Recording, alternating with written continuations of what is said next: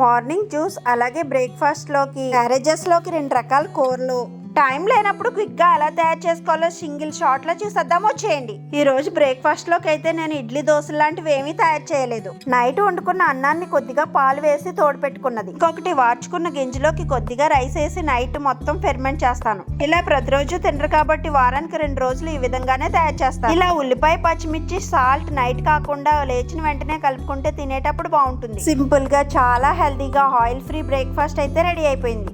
ముందుగా అన్నం వండుకోవడానికి రైస్ ని శుభ్రంగా కడిగేసి నీళ్లు పోసుకుని నానబెట్టుకోవాలి. ఇప్పుడు ఒక గిన్నెలోకి 2 గ్లాసులు నీళ్లు పోసుకొని సోంపు, జీలకర్ర పొడి, ధనియాల పొడి వేసేసి గుప్పెడు పుదీనా ఆకులు వేసేసి బాగా మరిగించాలి. డైజెషన్ కి హెల్ప్ అవుతుంది.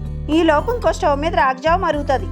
ఈ రోజు గోరుచిక్కుడుకాయ ఫ్రై అన్నమాట. ఆకుతో కన్నా కత్తిరితో కట్ చేసుకుంటే పని సులువైపోద్ది. వీటిని ఆవిరి మీద ఉడికించుకుందాం. కుక్కర్ లో కొద్దిగా నీళ్లు పోసుకుని ఎలాగో గుడ్లు కూర చేద్దాం అనుకున్నాను కాబట్టి గుడ్లు అలాగే గోరుచిక్కుడుకాయలను కూడా ఒక విజిల్ వచ్చేంత వరకు ఉడికిస్తే సరిపోతుంది. అంతలోకి ఇవి కొద్దిగా ఉడికేలోపు మనం వెజిటేబుల్ జ్యూస్ చేసుకుందాం. ఈ రోజు జ్యూస్ లోకి అయితే ఉసిరికాయ, క్యారెట్, కీరా తీసుకున్నాను. ఏ జ్యూస్ లోకైనా ఉసిరికాయ అయితే కామన్. ఈ జ్యూస్ చూడడానికి కొద్దిగా చెరుకు రసంలా ఉంటుంది. మధ్యాహ్నానికి జొన్న జావ చేయడం కోసం జొన్న రవ్వని నానబెట్టుకుంటున్నాను. ఖచ్చితంగా జొన్న రవ్వ 3-4 గంటలు నాననివ్వాలి. కుక్కర్లో ఈ రెండింటిని ఉడికించడానికి ఒక విజిల్ అయితే కరెక్ట్గా సరిపోతుంది. ఇప్పుడు స్టవ్ వెలిగించి పెనం పెట్టేసి 2 స్పూన్ల ఆయిల్ వేసుకోవాలి.